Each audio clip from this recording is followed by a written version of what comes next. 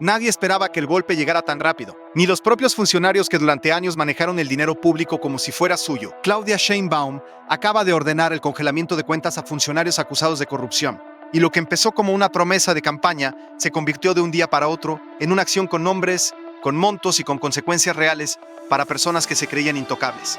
Las cuentas están congeladas, los expedientes están abiertos. Y hay quienes en este momento están al teléfono con sus abogados sin saber muy bien qué decirles. Pero aquí está lo que nadie está diciendo con claridad todavía. El alcance de esta medida va mucho más allá de los nombres que salieron en los primeros reportes. Según ha trascendido a través de fuentes cercanas a la Secretaría de la Función Pública y a la Fiscalía Anticorrupción, los expedientes que sustentaron el congelamiento tienen ramificaciones que apuntan a estructuras de desvío mucho más amplias que las que se han hecho públicas hasta ahora. Hay contratos fantasma, hay empresas pantalla, hay redes de prestanombres que llevaban años operando dentro del mismo aparato del Estado. Y la pregunta que todos en los círculos del poder político mexicano se están haciendo en voz baja es: ¿quién sigue? Lo que vas a escuchar en los próximos minutos no está en los comunicados de Palacio Nacional. Está en lo que los expedientes empiezan a revelar, en los antecedentes de este tipo de medidas en México y en lo que la historia del combate a la corrupción en este país dice sobre lo que suele pasar después de un movimiento de esta naturaleza. Quédate hasta el final, porque la historia de fondo es mucho más compleja y mucho más reveladora que el titular. Y si no quieres perderte lo que venga después de esto, porque esto definitivamente va a seguir, ya sabes lo que tienes que hacer. Este canal cubre exactamente estas historias, que el poder preferiría que no llegaran tan lejos. Para entender por qué este movimiento de Sheinbaum es tan significativo y por qué genera tanta tensión en ciertos sectores, hay que reconstruir el contexto desde el principio. Pero antes hay que detenerse un momento en lo que representa congelar cuentas bancarias a funcionarios públicos en México. Porque en este país, esa acción no es rutinaria, tiene historia, tiene peso y tiene consecuencias que van mucho más allá de lo que cualquier comunicado oficial puede describir. Un funcionario público en México que durante años manejó contratos millonarios, que construyó su patrimonio a través de estructuras financieras diseñadas específicamente para que el dinero no apareciera donde debía aparecer, que durmió tranquilo durante décadas porque sabía que el sistema tenía mecanismos para absorber las denuncias sin que llegaran a ningún lado. Ese funcionario, cuando ve que sus cuentas están congeladas, cuando su tarjeta no pasa en la caja del supermercado o cuando su contador le llama para decirle que los movimientos están bloqueados, siente algo que probablemente no había sentido antes. Siente que el escudo se rompió. Ese momento multiplicado por cada uno de los nombres en el listado de cuentas congeladas es lo que ocurrió en México en los días siguientes al anuncio de Sheinbaum. Y las ondas de ese momento todavía se están expandiendo. México tiene un problema con la corrupción que no es nuevo ni es secreto. Es un problema documentado, medido, analizado hasta el agotamiento por universidades, organismos internacionales y organizaciones civiles. Transparencia Internacional ha ubicado a México de manera consistente en los tramos más bajos de sus índices de percepción de la corrupción entre las economías latinoamericanas relevantes. El Instituto Mexicano para la Competitividad calculó en distintos estudios que la corrupción le cuesta al país entre 5 y 10% de su Producto Interno Bruto anual. Esos son cientos de miles de millones de pesos que debían estar en hospitales, en escuelas, en infraestructura, en los bolsillos de trabajadores del sector público y que terminaron en otro lado. Lo que hace tan particular la acción de Sheinbaum es el instrumento que eligió: congelar cuentas bancarias a funcionarios en activo o que recién terminaron sus cargos. Es una medida que en México se había usado de manera muy esporádica y casi siempre reactiva, generalmente como parte de procesos penales ya avanzados, donde el congelamiento venía después de la imputación formal. Lo que trascendió sobre la operación que acaba de ejecutarse es que el congelamiento llegó antes, como medida cautelar, mientras las investigaciones avanzan, lo cual representa un cambio de lógica que tiene consecuencias jurídicas y políticas muy profundas. Cuando el Estado congela las cuentas de alguien antes de haberlo imputado formalmente, está usando una herramienta que tiene una doble función. Por un lado, previene la fuga de activos que podrían desaparecer si el investigado tiene tiempo de moverlos a cuentas en el extranjero, a nombres de familiares o a estructuras financieras más opacas. Por otro lado, manda un mensaje que no necesita comunicado de prensa para ser entendido por quien lo recibe. El Estado te está viendo, sabe lo que tienes y ya tomó medidas para que no puedas usarlo mientras decide qué hacer contigo. Ese segundo efecto es el que más pesa en términos políticos, porque genera una presión sobre el investigado que puede derivar en dos cosas muy distintas. O el investigado busca cooperar, aportar información, negociar una salida que le cueste menos que un juicio completo.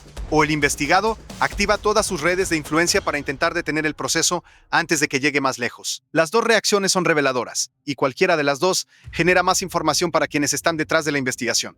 Los nombres que han circulado en medios de comunicación y en redes sociales en las horas que siguieron al anuncio del congelamiento son, en su mayoría, funcionarios de nivel medio y medio alto que operaron en áreas particularmente sensibles al desvío de recursos, obra pública, adquisiciones, contratos de servicios, programas sociales, con alto volumen de recursos y bajo nivel de supervisión efectiva. Esas áreas son históricamente las más expuestas a la corrupción en cualquier sistema de gobierno, pero en México adquirieron una escala particular durante décadas de opacidad en el manejo del presupuesto público. Hay un expediente que ha llamado especialmente la atención de analistas que llevan años siguiendo los temas de fiscalización del gasto público. Según ha trascendido a través de fuentes que tienen acceso a los procesos en la Auditoría Superior de la Federación, hay un conjunto de contratos en el área de infraestructura que presentan irregularidades en el proceso de licitación, en los montos facturados versus las obras efectivamente realizadas y en la identidad real de las empresas que recibieron los pagos. Esas empresas, según versiones que circulan entre personas familiarizadas con el expediente, tienen vínculos con personas físicas que aparecen en los organigramas del gobierno con cargos que les daban acceso directo a las decisiones de contratación. La estructura es la clásica. La persona que decide el contrato tiene algún tipo de relación con quien lo recibe, y el dinero hace el camino de vuelta de maneras que el papel oficial no refleja. Esa estructura de desvío no es nueva. Ha sido documentada en distintas variantes en prácticamente todos los niveles del gobierno mexicano durante las últimas 3 décadas por lo menos. Lo que cambia no es la estructura del delito. Lo que cambia es la voluntad política de perseguirlo. Y aquí es donde la historia se vuelve más complicada, porque Sheinbaum viene del mismo proyecto político que gobernó México durante 6 años bajo López Obrador, y el sexenio anterior tuvo una relación con el tema de la corrupción que muchos analistas y periodistas calificaron como contradictoria. Por un lado, el discurso de la transformación puso la corrupción en el centro de la agenda política desde el primer día, con una retórica de ruptura con el pasado muy cargada emocionalmente. Por otro lado, hubo casos específicos de presuntos actos de corrupción dentro de la propia estructura del gobierno que no derivaron en las consecuencias que el discurso oficial prometía. El caso de los contratos en la construcción del Tren Maya tuvo observaciones de la Auditoría Superior de la Federación que quedaron sin respuesta expedita. Los señalamientos sobre el manejo de fondos en algunos programas sociales generaron preguntas que nunca recibieron respuestas completas. Y la salida de funcionarios vinculados a presuntas irregularidades en algunas secretarías se manejó con una discreción que contrastaba fuertemente con el tono combativo del discurso presidencial.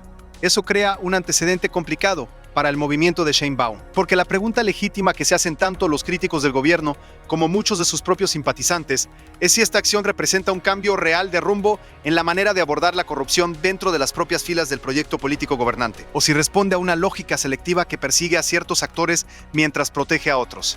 Esa pregunta, por el momento, no tiene respuesta definitiva, pero la manera en que el gobierno maneje los próximos pasos va a ser muy reveladora. Si los congelamientos derivan en imputaciones formales con cargos específicos respaldados por evidencia sólida, si los procesos se abren a la revisión pública con la transparencia que la gravedad de los casos exige, y si la persecución no se detiene ante ningún nombre, independientemente de sus vínculos políticos pasados o presentes, entonces el movimiento de Sheinbaum podría convertirse en algo que México no ha tenido desde hace mucho tiempo: una acción de gobierno en materia de combate a la corrupción que sea genuina, sostenida y con consecuencias reales. Si en cambio los congelamientos se usan selectivamente para deshacerse de actores incómodos dentro del propio espacio político del gobierno, para mandar señales de poder a ciertos grupos o para generar capital político con el electorado sin que los procesos lleguen a ninguna conclusión sustantiva, entonces no sería la primera vez que México ve ese guión. Y la audiencia ya lo conoce bien. Hay un elemento técnico que merece explicación porque define mucho del alcance real de esta medida: el congelamiento de cuentas bancarias en el contexto de una investigación por probable corrupción pasa por un proceso que involucra a varias instituciones simultáneamente. La Unidad de Inteligencia Financiera, que en México opera bajo la Secretaría de Hacienda y Crédito Público, tiene la facultad de bloquear cuentas de manera provisional cuando identifica operaciones que presentan indicadores de posibles ilícitos. Ese bloqueo puede hacerse de manera relativamente rápida, sin necesidad de una imputación formal previa, lo que lo convierte en una herramienta mucho más ágil que el proceso penal ordinario. Pero esa agilidad también tiene un límite temporal.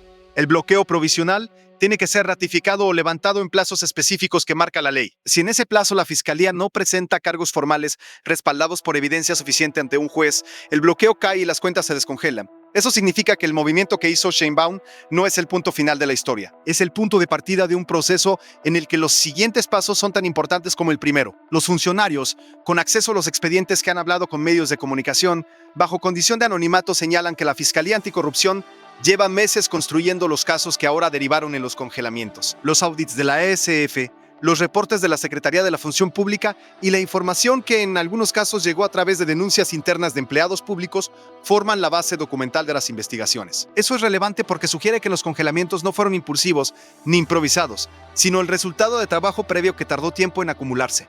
Si esa versión es precisa y hay razones para tomarla en serio, entonces la probabilidad de que los procesos avancen más allá de la medida cautelar inicial es mayor de lo que sería si el congelamiento hubiera llegado de manera apresurada. Los casos bien construidos desde el punto de vista documental tienen mucha mejor probabilidad de resistir los desafíos jurídicos que inevitablemente van a venir. ¿Por qué van a venir? Los abogados de los funcionarios afectados ya están trabajando en las impugnaciones. Eso es lo esperable y forma parte del proceso legal. Pero hay algo en los mecanismos de defensa que se anticipan en este tipo de casos que vale la pena mencionar, porque revela algo sobre cómo funciona el sistema político mexicano cuando uno de sus propios actores es presionado por el Estado. El primer recurso defensivo siempre es el legal: argumentar vicios de procedimiento, cuestionar la validez de la evidencia, buscar amparos que detengan o reviertan la medida. Ese camino es legítimo y está garantizado por el sistema jurídico. El segundo recurso es el político: activar redes de influencia, buscar aliados dentro del propio sistema que puedan moderar la presión, generar narrativas alternativas que disputen la versión oficial sobre los hechos. Ese camino también existe y también va a activarse. Lo interesante de este caso específico es que los funcionarios afectados operaron durante periodos que abarcan más de una administración. Algunos de ellos tienen vínculos que se remontan al periodo priista, atraviesan la alternancia y llegan hasta el presente. Eso significa que sus redes de influencia no están concentradas en un solo espacio político, sino distribuidas a través de varios. Y activar esas redes podría generar tensiones inesperadas dentro del propio bloque político gobernante. Eso, si ocurre, va a ser muy difícil de manejar comunicacionalmente para el gobierno. Porque una cosa es combatir la corrupción de los adversarios políticos, que siempre genera consenso dentro de la base propia. Otra muy distinta es sostener una persecución cuando los afectados tienen conexiones dentro del mismo espacio político que los ampara y que necesita ciertos apoyos para gobernar. Esa tensión entre la lógica de la justicia y la lógica de la política es el nudo central de cualquier proceso serio de combate a la corrupción en un sistema político como el mexicano. Y es el nudo que definirá si lo que Sheinbaum acaba de hacer tiene el alcance histórico que sus palabras prometen, o si termina siendo otro episodio en la larga historia de medidas anticorrupción que empezaron con estruendo y terminaron en silencio. Hay un antecedente que vale la pena recordar con detalle, porque da información útil sobre lo que suele pasar después de movimientos como este. En 2019, en los primeros meses del gobierno de López Obrador, hubo una operación muy parecida en su lógica mediática y política. Se anunciaron congelamientos de cuentas y procesos de investigaciones previas vinculados a presuntos actos de corrupción de alto impacto. El anuncio generó una cobertura enorme, una respuesta entusiasta de los sectores de la opinión pública que llevaban décadas pidiendo que alguien hiciera algo con la corrupción, y una sensación generalizada de que algo había cambiado de manera fundamental. Varios de esos procesos tardaron meses en llegar a una imputación formal. Algunos terminaron sin condena, algunos se complicaron por problemas en la construcción jurídica de los casos, y algunos, los más sonoros, los que generaron los titulares más grandes, fueron los que más dificultades enfrentaron en los tribunales. Eso no quiere decir que los procesos actuales vayan a seguir el mismo camino, pero sí dice que la distancia entre el congelamiento de cuentas y una condena firme es mucho mayor de lo que el titular inicial sugiere, y que en esa distancia hay tiempo para que pase mucho, incluyendo cosas que pueden fortalecer los procesos y cosas que pueden debilitarlos. Para entender la verdadera magnitud del problema que estos congelamientos intentan atacar, conviene hacer un recuento de cómo se construyó durante décadas la arquitectura del desvío de recursos en México. Porque lo que Sheinbaum heredó no es un problema de algunos funcionarios corruptos, es un sistema. Ese sistema tiene capas. La primera capa es la más visible y la más documentada: los contratos de obra pública adjudicados a empresas vinculadas a personas con poder de decisión dentro del gobierno. Esta modalidad tiene variantes que van desde la más tosca, donde la empresa adjudicataria pertenece directamente a un familiar del funcionario, hasta versiones más sofisticadas donde la relación pasa por cadenas de prestanombres, fideicomisos privados y estructuras corporativas en múltiples niveles. La Auditoría Superior de la Federación ha documentado esta modalidad en su forma básica en cientos de auditorías a lo largo de los años. Los números son de una escala que abruma. El órgano fiscalizador ha emitido observaciones por irregularidades que ascienden a miles de millones de pesos en cada uno de los últimos ciclos de fiscalización. La segunda capa es más opaca: los programas sociales. México tiene docenas de programas de transferencias directas, subsidios, apoyos productivos y becas que en conjunto mueven un volumen de recursos presupuestales enorme. La supervisión de esos programas históricamente fue deficiente. Los padrones de beneficiarios se inflaron con personas que no cumplían los criterios de elegibilidad o que simplemente no existían. Los recursos se canalizaron a través de redes de operadores políticos que cobraban comisión por movilizar votos a cambio de acceso a los programas. Esto no es una especulación, es lo que documentaron en distintos momentos el INCO, organizaciones como Mexicanos contra la Corrupción y la Impunidad, y reportajes de medios nacionales e internacionales que dedicaron investigaciones largas a rastrear cómo funcionaba esa maquinaria. La tercera capa es la más difícil de rastrear: el lavado de los recursos desviados a través de estructuras financieras que los integran a la economía formal. Negocios inmobiliarios, empresas de servicios, inversiones en sectores regulados que tienen alta opacidad en la identificación real de sus propietarios. Ese proceso de lavado es el que hace que el dinero que salió del presupuesto público aparezca años después como patrimonio legítimo de personas que nunca tuvieron un ingreso que justificara ese nivel de riqueza. Y es el proceso que más tiempo tarda en ser rastreado de manera eficiente. Los congelamientos que acaba de ordenar Sheinbaum tocan las 3 capas según ha trascendido a través de distintas fuentes con acceso a los expedientes. Si esa descripción es precisa, el alcance de la operación es más amplio de lo que el anuncio inicial sugería. Lo que los analistas más rigurosos del sistema judicial mexicano señalan es que el éxito de esta operación va a depender de 3 variables que todavía no están completamente definidas. La primera, la calidad de la evidencia documental que sustenta los congelamientos. La segunda, la independencia real de los operadores judiciales que van a intervenir en los procesos. La tercera, la voluntad política sostenida del gobierno de mantener los procesos activos, incluso cuando la presión política para frenarlos se vuelva incómoda. Las 3 variables están en el aire. Y la historia del combate a la corrupción en México dice que las 3 son igualmente frágiles. La independencia judicial en México es un tema que requiere honestidad.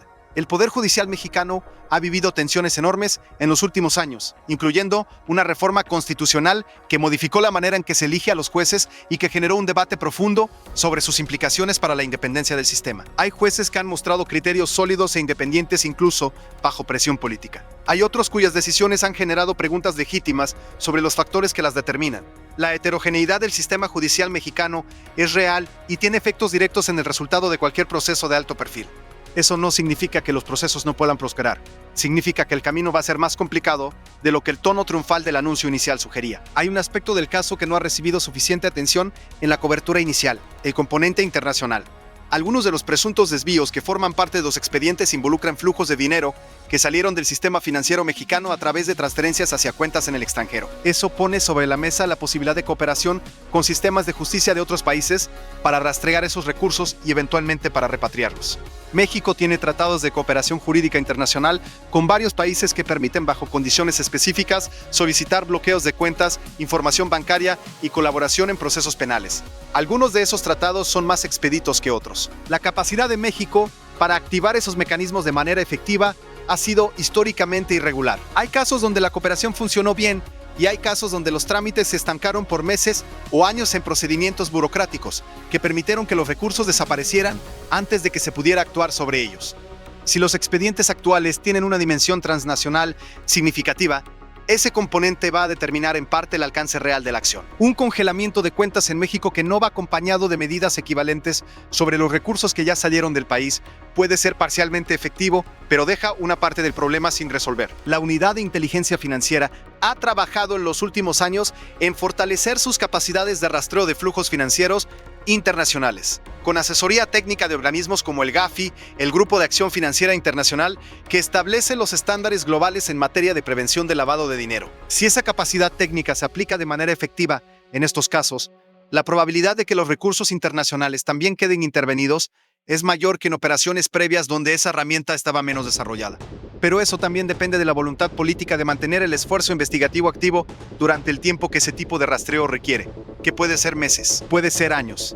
Hay otra dimensión de esta historia que tiene que ver con el impacto sobre la cultura de la función pública en México, y que a veces se subestima frente a los aspectos más espectaculares del anuncio. El efecto disuasivo de ver a funcionarios con sus cuentas congeladas, con sus nombres en los medios, con abogados, buscando salidas legales de urgencia, sobre otros funcionarios que están en este momento tomando decisiones sobre contratos, sobre asignaciones presupuestales, sobre procesos de compra pública, puede ser significativo, especialmente si los procesos avanzan y producen consecuencias reales. La corrupción en el sector público no opera en el vacío. Opera en un ambiente donde los actores hacen cálculos de riesgo permanentemente. Un funcionario que considera la posibilidad de desviar recursos hace ese cálculo comparando el beneficio potencial contra el riesgo de consecuencias negativas. Si el riesgo percibido era bajo, porque históricamente las consecuencias eran escasas o manejables, el cálculo tendía a favorecer la acción corrupta. Si el riesgo percibido aumenta de manera sostenida, el cálculo cambia. Eso es lo que en teoría debería producir una acción como la que Sheinbaum acaba de ejecutar. Un aumento del riesgo percibido que modifique los cálculos de los actores que están tomando decisiones en este momento. Pero ese efecto solo se materializa si la acción es seguida de consecuencias reales y sostenidas. Un congelamiento que se revierte en 2 meses por deficiencias en el proceso no aumenta el riesgo percibido, lo disminuye. porque le enseña a los actores que la medida tiene límites que se pueden superar con los recursos jurídicos y políticos adecuados. Esa es la paradoja del combate a la corrupción institucional. Una acción a medias puede ser peor que ninguna acción, porque genera la ilusión del movimiento sin producir el cambio y al mismo tiempo revela los límites del sistema frente a quien está dispuesto a desafiarlo. Sheinbaum sabe eso. Su equipo jurídico y político sabe eso. La pregunta es, si la construcción de los casos que sustentaron los congelamientos fue suficientemente sólida como para resistir lo que viene. Porque lo que viene es duro. Los procesos jurídicos de alto perfil en México tienen una característica que los distingue de lo que se ve en otros sistemas: la capacidad de los actores con recursos para generar múltiples frentes de combate simultáneos. Un proceso que avanza en la Fiscalía puede ser interrumpido por un amparo en el Poder Judicial. Un amparo que se resuelve a favor de la Fiscalía puede ser apelado en cascada a través de distintos niveles del sistema judicial. Los plazos procesales pueden ser aprovechados para ganar tiempo. Los tecnicismos en el proceso de obtención de la evidencia pueden convertirse en argumentos para desestimar todo lo que se construyó sobre ella. Hay algo más que conviene explicar sobre la naturaleza específica de lo que se está investigando, porque los montos que trascendieron en los primeros reportes sobre los congelamientos no son solo números, son una representación de lo que esos recursos habrían podido ser si hubieran llegado a su destino original cuando un contrato de obra pública se sobrevalúa en un 30 o un 40%. Y la diferencia entre el monto real de la obra y el monto facturado termina en cuentas privadas. Ese dinero tiene un costo humano concreto. Hospitales que se construyeron con materiales de menor calidad porque el presupuesto ya había sido saqueado antes de que llegara a la obra. Carreteras con tramos que se deterioraron antes de lo proyectado, porque la pavimentación fue más delgada de lo que el contrato especificaba. Escuelas con impermeabilización deficiente que se inundaron en la primera temporada de lluvias, porque quien cobró por hacerlo bien no lo hizo. Esas consecuencias son invisibles en el titular del congelamiento de cuentas, pero son el lado real del número que aparece en el expediente. Y recordarlo es importante para no perder de vista por qué estos procesos importan más allá de la política. Según versiones que han circulado entre personas familiarizadas con el contenido de algunos de los expedientes, hay al menos un caso en el que el desvío de recursos afectó directamente la capacidad de atención de un hospital público en una región con alta demanda de servicios de salud. Las compras de equipo médico que figuran en los contratos y que nunca llegaron al hospital. Los insumos que se facturaron pero que se vendieron en paralelo a clínicas privadas. Los médicos que durante meses trabajaron con equipo insuficiente porque el presupuesto asignado había sido canalizado antes de llegar a ellos. Eso tiene cara, tiene nombre. Tiene consecuencias que no se miden en pesos, sino en personas que no recibieron la atención que les correspondía. Cuando Sheinbaum habla de golpe histórico, ese es el trasfondo que da peso a esas palabras. La corrupción en México no es un tema abstracto de mal manejo presupuestal. Es una decisión cotidiana de personas con poder de elegir entre el interés público y el interés propio, que durante décadas eligieron lo mismo y nunca enfrentaron consecuencias reales por esa elección. Si esta operación cambia eso, aunque sea parcialmente, ya habrá valido la pena. La pregunta es si el sistema político, judicial y administrativo tiene la robustez suficiente para sostener ese cambio bajo la presión que inevitablemente va a intentar revertirlo. Eso no significa que los procesos no puedan llegar a buen puerto. Significa que requieren una persistencia y una solidez jurídica que en México históricamente han sido difíciles de sostener durante el tiempo que requieren los casos más complejos. Si los expedientes actuales tienen esa solidez, si la evidencia fue obtenida con los procedimientos correctos y si los operadores jurídicos que llevan los casos tienen la competencia y la independencia necesarias para sostenerlos bajo presión, entonces lo que Sheinbaum acaba de hacer puede convertirse en un precedente que cambie de manera duradera la percepción de impunidad que ha alimentado la corrupción en México por generaciones. Si no la tienen, si hay grietas en los procedimientos o en la evidencia que los abogados defensores logren explotar con éxito, el retroceso puede ser doloroso para el gobierno y aún más doloroso para la credibilidad del sistema de justicia. Esa es la apuesta real que está sobre la mesa.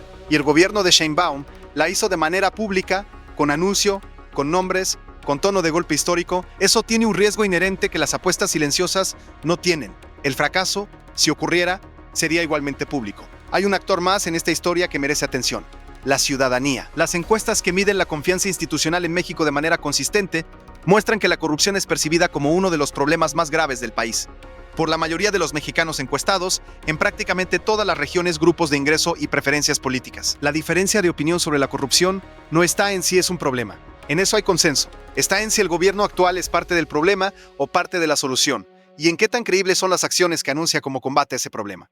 Esa percepción ciudadana importa por una razón concreta: le da o le quita respaldo político a los procesos. Un gobierno que percibe que tiene a la ciudadanía atrás en una acción de este tipo tiene más margen para sostenerla incluso cuando los costos políticos de corto plazo suben. Un gobierno que siente que la ciudadanía duda de su credibilidad en el tema tiene más incentivos para aflojar cuando la presión se vuelve incómoda. El anuncio del congelamiento de cuentas tuvo una respuesta inicial en redes sociales y en la conversación pública que sugiere que amplios sectores de la ciudadanía lo recibieron con expectativa positiva, al menos en el primer momento. Esa ventana de respaldo inicial es un activo político real para el gobierno, pero también es frágil. Si los procesos no avanzan o si empiezan a aparecer inconsistencias, la expectativa positiva puede convertirse rápidamente en decepción, y la decepción puede ser más corrosiva para la credibilidad gubernamental que si nunca hubiera habido anuncio. Lo que viene ahora es el periodo más difícil, el periodo donde la narrativa del golpe histórico tiene que sostenerse no con declaraciones, sino con hechos procesales concretos, con imputaciones formales, con audiencias, con evidencia presentada ante jueces, con procesos que se abran al escrutinio público y que resistan ese escrutinio, con montos recuperados que lleguen a las arcas del Estado, con condenas que sean proporcionales a la gravedad de lo que los expedientes describen. Si todo eso ocurre, Sheinbaum habrá escrito un capítulo real en la historia del combate a la corrupción en México. Uno que merezca el adjetivo histórico que ella misma usó para describirlo. Si no ocurre, o se ocurre de manera parcial, y luego se detiene, quedará como uno más de los episodios en los que México pareció estar a punto de hacer algo distinto con la corrupción y terminó reproduciendo el mismo patrón que lleva décadas documentado. La acción espectacular, el retroceso silencioso, la impunidad reinstalada con nombre nuevo. ¿Cuál de las dos historias se escribe depende de los próximos meses? Y esos próximos meses van a estar llenos de momentos que van a definir el rumbo. Cada audiencia judicial, cada decisión sobre si ampliar o reducir el alcance de los procesos, cada respuesta del gobierno a la presión política que inevitablemente va a crecer, cada nombre adicional que aparezca o que no aparezca en los expedientes. Hay algo más en esta historia que todavía no se ha dicho con la claridad que merece, y tiene que ver con el momento político específico en que Sheinbaum decidió ejecutar esta acción. El gobierno de Sheinbaum lleva meses gestionando una agenda de alta presión en varios frentes simultáneos. La relación con Estados Unidos, tensionada por el tema del fentanilo y por las presiones arancelarias que el gobierno americano ha usado como palanca de negociación. La situación de seguridad en varios estados, donde los carteles mantienen un nivel de control territorial que desafía la autoridad del Estado. La economía, que enfrenta un contexto internacional complicado con efectos directos sobre el empleo y la inversión, y la gestión de una coalición política que heredó de López Obrador, pero que tiene sus propias tensiones internas, sus propios grupos de interés, sus propias ambiciones de mediano plazo. En ese contexto, un golpe anticorrupción de alta visibilidad tiene también una función de política interna que sería ingenuo ignorar. Genera capital político con la base más comprometida del electorado, que lleva años esperando que la promesa de transformación se traduzca en consecuencias reales para los funcionarios corruptos. Manda una señal hacia dentro de la estructura del gobierno de que nadie está por encima del escrutinio. Y ocupa el espacio informativo con una narrativa que favorece al gobierno frente a una semana o un mes de noticias, que de otro modo podrían estar dominadas por temas menos cómodos. Eso no significa que la acción sea insincera. La política pura y la justicia genuina no son necesariamente contradictorias. Un gobierno puede tomar una decisión que es a la vez políticamente conveniente y jurídicamente correcta. Eso ocurre todo el tiempo en sistemas democráticos que funcionan. La pregunta no es si hay motivos políticos detrás del movimiento. La pregunta es si los motivos jurídicos son suficientemente sólidos como para que el movimiento produzca los resultados que promete. Y esa pregunta, como se ha dicho, solo el tiempo va a responderla con honestidad. Lo que sí se puede analizar ahora es el ecosistema mediático y político que rodea esta acción, porque ese ecosistema va a determinar en parte cómo se desarrolla la historia en las próximas semanas. Los medios de comunicación cercanos al gobierno van a sostener la narrativa del golpe histórico mientras los procesos avancen o parezcan avanzar. Los medios críticos van a buscar los ángulos que muestren inconsistencias, que pregunten por los nombres que no aparecieron en el listado, que cuestionen si la selectividad de la operación responde a criterios jurídicos o a criterios políticos. Los medios internacionales van a cubrir la historia con interés moderado y con el escepticismo que históricamente han tenido frente a los anuncios anticorrupción en México, dado el historial de promesas no cumplidas. En ese cruce de narrativas, la ciudadanía va a formarse una opinión que va a ser menos homogénea de lo que cualquiera de los dos bandos preferiría. Habrá quien celebre la acción y exija que vaya más lejos. Habrá quien la cuestione y pida evidencias antes de aplaudir. Y habrá quien la evalúe exclusivamente en función de si produce resultados concretos, medibles en términos de recursos recuperados y funcionarios condenados. Esa última postura es probablemente la más razonable, pero también la que requiere más paciencia, porque los resultados concretos tardan. Y en la política mexicana, la paciencia del público tiene límites que los ciclos de noticias acortan todavía más.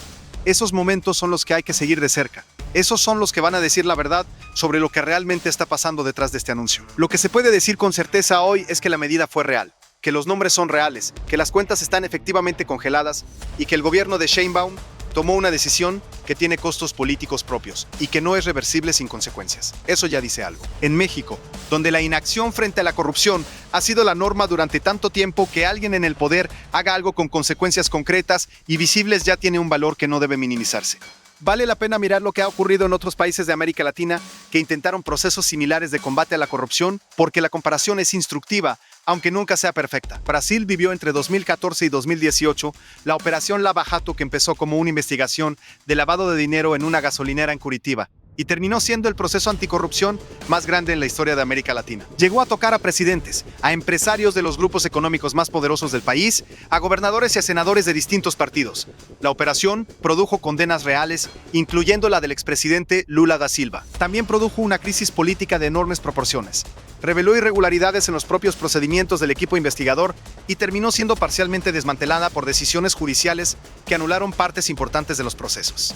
Lo que Brasil demostró es que los grandes procesos anticorrupción tienen consecuencias sistémicas que van mucho más allá de los casos individuales. Sacuden la estructura del poder, generan ganadores y perdedores políticos que no siempre son los que el proceso jurídico habría designado, y pueden ser instrumentalizados por actores políticos que no tienen ningún interés real en la justicia, sino en los beneficios políticos que produce destruir a sus adversarios. Perú es otro ejemplo relevante.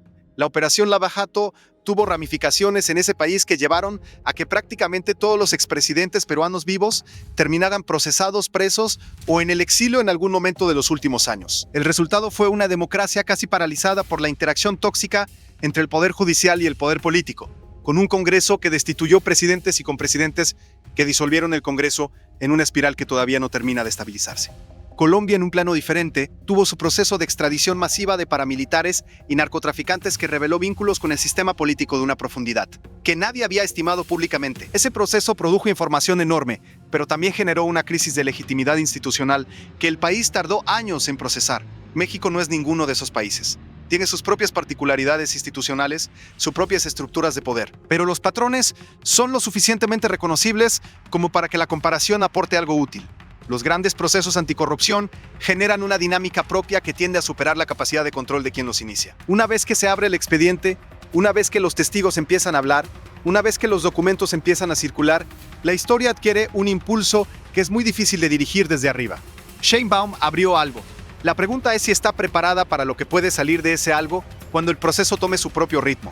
Hay un elemento que todavía no se ha mencionado y que podría cambiar la dinámica de los procesos de manera significativa: la posibilidad de que algunos de los funcionarios afectados decidan cooperar en cualquier investigación de corrupción de esta escala, donde múltiples actores están implicados en la misma red de desvío. El primer funcionario que decide cooperar con la fiscalía tiene un valor informativo enorme para los investigadores. Conoce los detalles de cómo funcionaba la estructura desde adentro, conoce los nombres de quienes recibían los pagos y de quienes los autorizaban. Conoce los mecanismos que se usaban para hacer circular el dinero sin dejar rastros evidentes. Y conoce los expedientes paralelos, las otras operaciones, los otros contratos, los otros nombres que todavía no están en el expediente oficial. Ese primer cooperante, si aparece, puede convertir una investigación de alcance moderado en algo de proporciones mucho más amplias. También puede complicar la narrativa política del gobierno si los nombres que aporta resultan ser incómodos para actores dentro del propio espacio político gobernante. Los precedentes en México de funcionarios que cooperaron con la fiscalía en casos de corrupción son escasos, pero existen. En algunos casos previos, esa cooperación derivó en información que abrió líneas de investigación completamente nuevas. En otros, la información aportada fue suficientemente parcial como para que su valor probatorio fuera limitado. La diferencia entre los dos escenarios depende en parte de los incentivos que el sistema ofrece al cooperante y de la protección real que puede garantizarle. El sistema mexicano de protección a testigos y colaboradores tiene limitaciones conocidas. No es tan robusto ni tan creíble como el sistema americano en términos de las garantías reales que puede ofrecer a alguien que decide arriesgarse a cooperar contra actores con poder real. Eso actúa como un freno sobre la disposición a cooperar, especialmente cuando los investigados tienen conexiones con estructuras que van más allá del ámbito puramente burocrático. Mejorar esa capacidad de protección y esos incentivos para la cooperación es una de las reformas que los expertos en combate a la corrupción señalan como indispensable para que operaciones como la que acaba de ejecutar Sheinbaum tengan el alcance que prometen. Sin ella, los procesos tienden a quedarse con los peces más pequeños, mientras los más grandes encuentran maneras de distanciarse de la evidencia que apunta hacia ellos. Esa reforma, si va a ocurrir, tiene que ocurrir ahora, mientras los procesos están abiertos, mientras la información todavía tiene valor. Después, cuando los procesos se cierren o se estanquen, la ventana se habrá cerrado y la oportunidad de construir algo más estructural se habrá perdido. Ese es el reloj que está corriendo detrás de los titulares del congelamiento de cuentas. Y es el reloj que más pocas personas están mirando. Pero el valor real de lo que ocurrió no lo va a determinar el anuncio, lo va a determinar lo que pase después. Y para eso hay que seguir muy de cerca cada paso, cada documento, cada decisión judicial, cada declaración oficial, cada filtración de los expedientes, cada reacción de los afectados, cada silencio de los que deberían estar hablando y no lo hacen. Esa es la historia que viene. Y esta historia no termina aquí. Si quieres entender lo que viene después, si quieres seguir esta historia con el nivel de detalle y de análisis que merece, y que no vas a encontrar en los medios que prefieren los titulares a los hechos, deja tu opinión en los comentarios. ¿Crees que los congelamientos van a derivar en procesos reales con condenas reales? ¿O crees que esto va a seguir el mismo patrón de siempre? La discusión en los comentarios siempre dice mucho sobre lo que la gente que sigue este canal realmente piensa. Y en un tema como este, cada perspectiva importa. Comparte este video con alguien que necesite entender qué está pasando de verdad en la política mexicana. Y si todavía no estás suscrito, hazlo ahora, porque cuando llegue el próximo capítulo de esta historia, y va a llegar pronto, aquí va a estar el análisis que otros no van a hacer.